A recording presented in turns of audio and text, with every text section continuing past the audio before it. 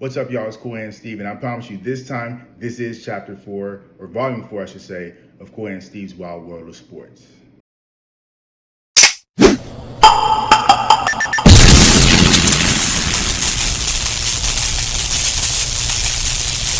So in today's episode, we're going to get right into college football talk. Of course, we have the college football playoffs going on this week, starting tomorrow with tomorrow's game between Alabama and Oklahoma. That's the 9-8 matchup in the playoffs.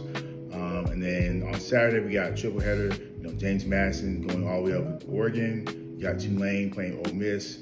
And then we capped it off, or actually we started off with Miami going to Texas A&M playing the Aggies. So some really good matchups cooked up for this year's college football playoff, and obviously it's been a lot of talk saying that it wasn't a perfect choice as far as the teams that were in, having two Group of 5 champions to schools who made it in, James Madison and Tulane. A lot of controversy about whether BYU should have been in, whether Texas should have been in, whether Notre Dame should have been in, and then there's been a lot of talk also about whether Notre Dame kind of took their ball and went home and kind of pouted and complained because they felt like the wool was pulled under them, because they were in the top 10 or near the top 10 pretty much the entire year, even with their 2 losses, one of them being to Miami, by the way. And, at the last second, because Notre Dame and Miami were paired with each other and Miami beat them, that was the deciding factor. They felt like it shouldn't have been that way because they felt like they had the edge in pretty much everything else, which they did. But spoiler, I kind of do think they did kind of take the wrong way by pouting kind of and just saying, we're just not going to play in the bowl game, period. I don't know if that's the right move to make. You have seniors who's playing their last game potentially ever. Not every college football player is going to the pros, even if you're going to an elite school like Notre Dame. Most of those kids aren't. So I don't know if that's the right move to do it. And also you can set up momentum for next year by, making a statement in that bowl game. I think they missed out on an opportunity to do that by just kind of sort of just saying, well, you know what, we're just not going to play at all. But regardless of the fact, they chose what they chose to do, and here we have the playoffs, and it starts up tomorrow night. It should be a good one. Alabama, Oklahoma, they played earlier this year. The Sooners did pull out that game. That was in Alabama. This one will be in Norman, Oklahoma. That atmosphere is probably going to be rocking. I'm pretty sure it will be. Huge SEC matchup, and obviously first round of the playoffs. The winner will go and take on Indiana, who, by the way, Fernando Mendoza, I told you I was going to win the Heisman Trophy, and he ended up doing that last Saturday night, taking the trophy. I think it's Indiana's first winner ever. It has to be, because they haven't been good in forever. They haven't been good in my parents' lifetime, much less mine, but that's regardless of the fact. They're great now, so there's that. So they will play Indiana. That should be the Rose Bowl game as well, so that should be a pretty high-profile game. I have Oklahoma winning. Should be a close battle, kind of like their last 2 games have been. This year's game earlier this year, and then also last year as well. Both close games that Oklahoma won. For some reason, that's Alabama's bugaboo right now. It just can't beat Oklahoma for whatever the reason is. And I think that continues. Now, 2 of those 3 Saturday games are pretty easy for me to pick, as it is for most everyone else. Tulane and Ole Miss have already played this year, and that was a wipeout. That was a blowout type of game. I see something similar. I think Tulane will show a little bit more fight because they have a lot to prove. They, along with James Madison, being the Group of 5 schools that pretty much everyone says shouldn't even be in. So obviously they're gonna have a big chip on their shoulder. I just don't think they have the talent to overcome Ole Miss, who has a lot to play for themselves, because obviously their head coach, Lane Kiffin, spurned them in the middle of the night for LSU, as most people thought that he would. So they have a lot to play for as well, too. They'll be at home in Oxford, so that atmosphere is going to be rocking, as all the first round venues will be, because this is kind of, it's a new experience for a lot of these schools to host playoff games and stuff. So it's going to be rocking in Ole Miss, and they're going to ride off of that momentum, and then I think they'll wipe out Tulane. Same thing with James Madison, Oregon. James Madison is mostly a running team. Oregon's obviously a big, fast, tempo sort of team, and so I think that's going to carry over into their playoff game. That's going to be up there in Oregon. So James Madison's got to go across country from Virginia all the way over there to play in a hostile environment that they've never been in. I think it's going to be way too much for them to handle.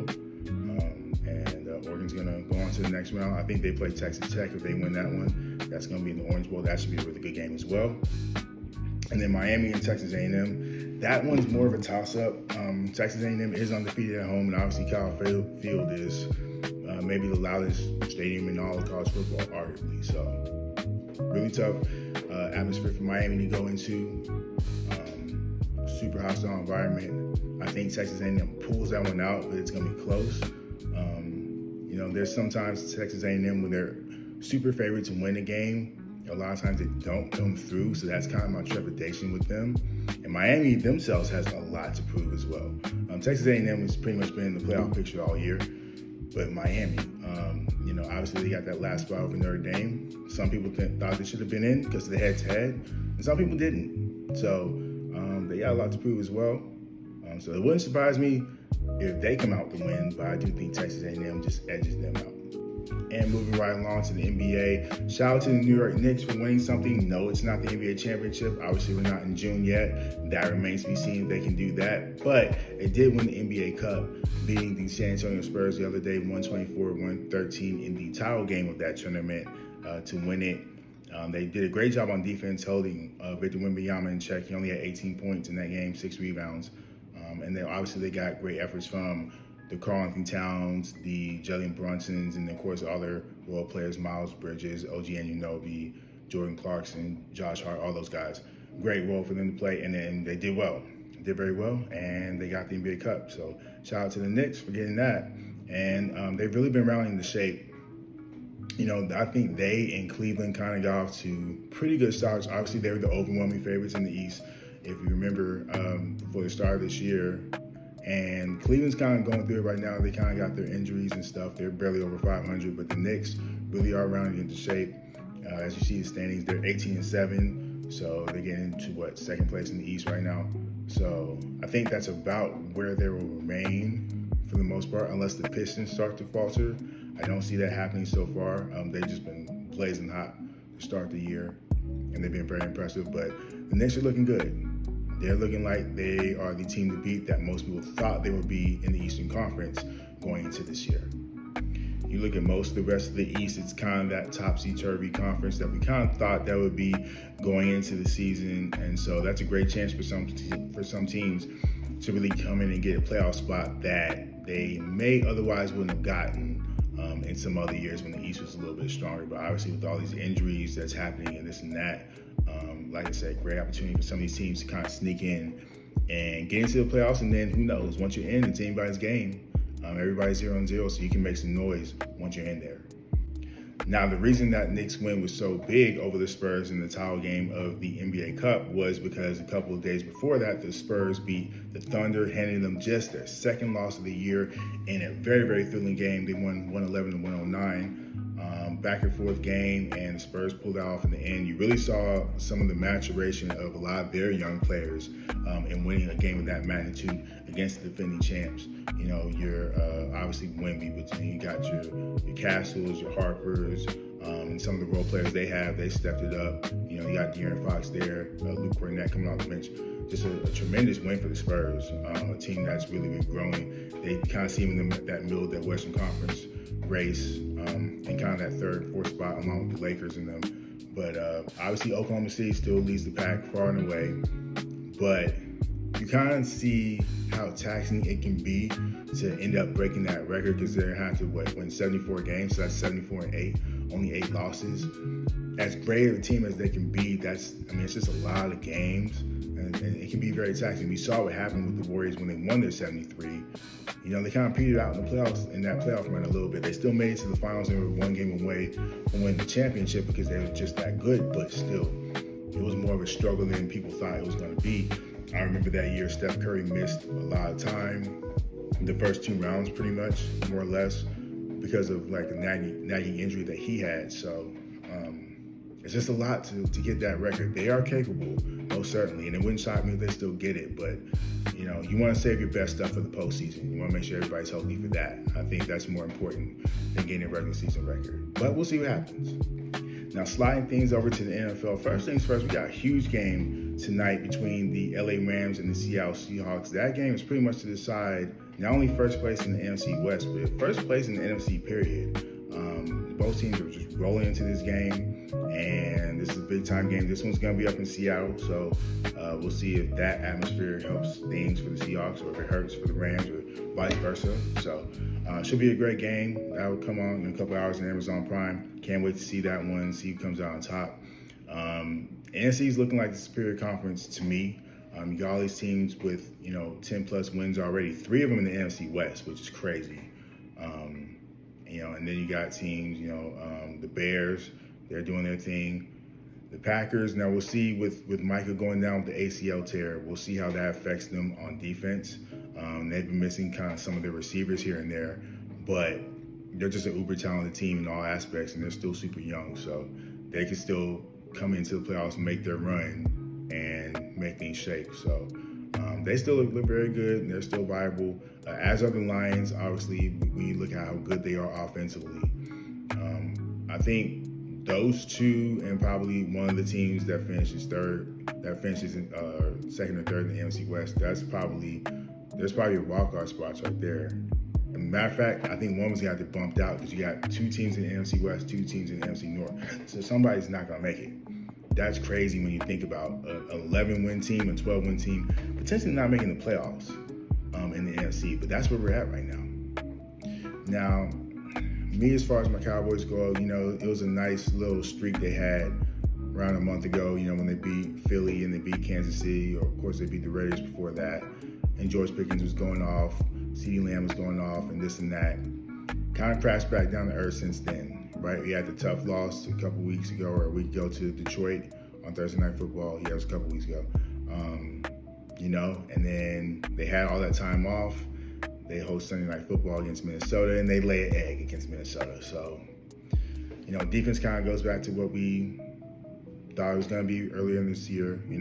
Obviously the pass rush has gotten better with Quinnen Williams and Kenny Clark in the middle, but there's still a lot of work to be done on that defense. Still a lot of work to be done. I'm glad we got that extra first-round pick because we're sure going to need it going into next year. Because there's certainly not going to be any excuses next year. You get George Pickens back, you get Williams back, and all this to go along with the young pieces you got, to go along with Dak.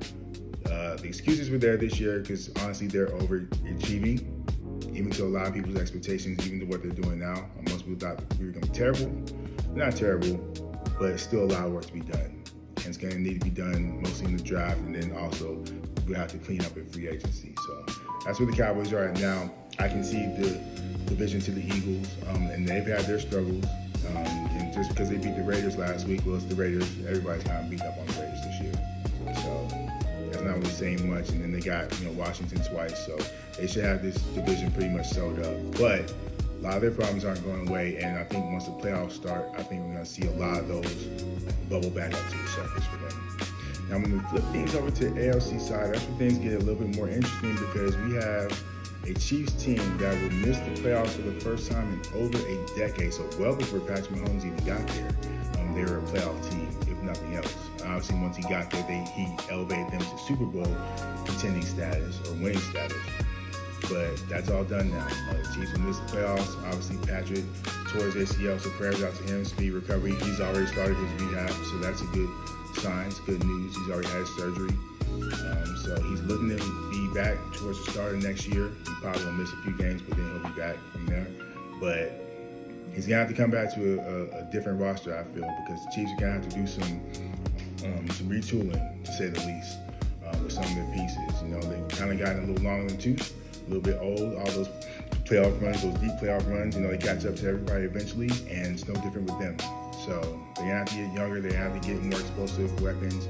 For Patrick Mahomes on the outside, I think he's kind of suffered from the really good worker syndrome, I call it, when you're at a job and the worker's just so good that they're just going to, heap everything onto that worker and help them, make lemonade out of lemons.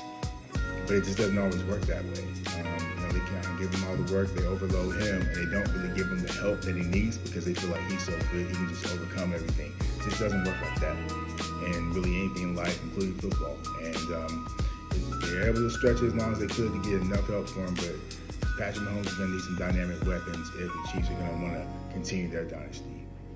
And then when we look at the AFC playoff race, it's really Interesting to see the contrast compared to the NFC because it's really Josh Allen, the Buffalo Bills, Aaron Rodgers, and the Pittsburgh Steelers, and really a bunch of upstarts that haven't really proved much at the quarterback position. When you look at the Texans with C.J. Stroud, and the Chargers with Justin Herbert, the Broncos with Bo Nix, the Patriots with Drake May, the Jaguars with Trevor Lawrence. There's a lot of unproven, really, players and young teams that drafted well and, got some good free agents to go along with it and have developed themselves. And now here it is. The AFC flips upside down. And so now, they got the Broncos. They've won, 10, 11 in a row. They're just smoking hot. Best record in the league, 12-2. I think they'll carry that going into the playoffs, but they're an unproven team. Same thing with the Patriots, 11-3, leading the AFC East, even after the loss with Buffalo. But still, unproven team. But they've drafted very well. They have a good head coach. Jaguars, same thing. Texans, same thing. So the AFC is anybody's ball right now. It really truly is. Now, of course, if you ask most pundits, they will say that this has got to be the year the Buffalo Bills get it done. They're starting to round the shape right now. They've had their struggles at some points earlier in the season, but they're kind of taking reins now. So people say, hey, there's no Patrick Mahomes. Lamar Jackson and them, they may not make the playoffs, and even if they do, honestly, the Bills kind of own the Ravens in the playoffs, so there's that. So there's no more excuses for the Bills. They got to get it done this year. You got the running game. They don't have the greatest receivers, but it's good enough, and then good enough defense as well. So this got to be year Josh Allen gets it done and gets the Bills over the hump into the Super Bowl. When you look at the other obstacles that's in their way of, like I said, the young teams, but unproven, or you got older team like the Pittsburgh with Aaron Rodgers and this and that. So it's got to be a year for Buffalo. And finally, I'm going to close this thing out with some WWE action, some wrestling. So, of course, last Saturday was one of the greatest of all time. If you let WWE tell it, he is the greatest of all time. In John Cena having his last match ever. And he ended up having a shocking result, tapping out to the ring general Gunther in the middle of the ring. Oddly enough, with a smile on his face, if anything else. It was a decision that was not popular on social media, and it definitely wasn't popular there in that building in Washington, D.C., especially once Triple H came out, because, he's the executive director now, and he does a lot of the booking and things like that. So once he came out after Gunther left the ring, and John Cena was left there in the middle, had the thank you Cena chants and everything like that, Triple H came out to the ring, and he came out to massive boos. He hasn't heard boos like that in about 20, 25 years. Yeah, it was that bad there in D.C. Now, as far as the decision goes, look, I get the storytelling aspect behind it. I get the soap opera feel that they're trying to get you to do, the poetic justice of it all. I don't know if I say justice, but just kind of the poeticness of it all, of a guy like John Cena. When you look at his moniker, when you look at his character, he was someone who never gave up, right? That was on his merchandise, it was on his towels, it was on shirts, and on his wristbands, and all these different sorts of things. And that wasn't something that his character did ever since he's kind of had this Super Cena babyface, moniker, right? And last Saturday it was kind of this. He kept kind of fighting out of that sleeper hold. He was fighting out for about a good 5-6 minutes, and then just at the end, I think the smile was supposed to represent him saying, "Okay, you know what? I've given everything I could to this business. My time is finally up, and now it's finally someone else's time to step forward and move this company in a different direction. So I've done everything I could. I've accomplished everything I wanted to accomplish and many more. And I'm smiling because I'm at peace with kind of giving up." But just the way it looked, it didn't look like he was really in agony in that sleeper hold. He looked like he was cool, and then he was just smiling, so he just kind of did the lights out like that. It just didn't go over well. It's kind of went against what his character stood for. And so that's kind of what has a lot of people heated on social media, on message boards, and this and that, making YouTube videos and all that. And I get it. I get their frustration, because if it were me, I would just have him pass out. That way you kind of signal, okay, his body gave up, but he never did. His mind and spirit never gave up. His body ran out of time, which is understandable. He's older. So that's more of an understandable finish. I think you could have told the story that way. You still could put Gunther over, right? Because he's going on, he's continuing his legacy, and he's already an established superstar. So there's that. But honestly, personally, if it were up to me, really up to me, and I was the booker, I would have had him win. I think sometimes you have to read the room. That stadium really wanted him to win. I don't know if I've heard just straight up "Let's go" Cena chants like that before in his career. Usually John was kind of a mercurial figure, so he would kind of get some cheers and some boos, mostly cheers and a few boos and this and that. But it wasn't like that in Washington, D.C. They were firmly behind him 100%. He was the Superman-ish like babyface that everybody wanted to win. So to see that atmosphere, I think you have to feed off of that and you have to give them that. They didn't do it, and this is why we're getting the negative backlash. I get it though, because you want to put the monster heel over so he can get more heat. So that way, when somebody beats him, it means more. So I get the storytelling aspect behind it, but that doesn't mean I have to like it. But anyway, y'all, that's going to be it for Volume 4 of Cool and Steve's Wild World of Sports. Also, I noticed the Jake Paul, Anthony Joshua fight is coming up soon. Let me know in the comments what your thoughts are on that fight, if you're going to watch it and this and that, and also your comments on any other topics that I covered here. So again, thank you guys so much for tuning in. You could have been anywhere else in the world, but you're here with me, and I appreciate that. If I don't make another video before then, Merry Christmas to you guys. I will see y'all. I will try to make another video, at least one more before the new year starts. But until then, y'all take care of yourselves. Cool and Steve out.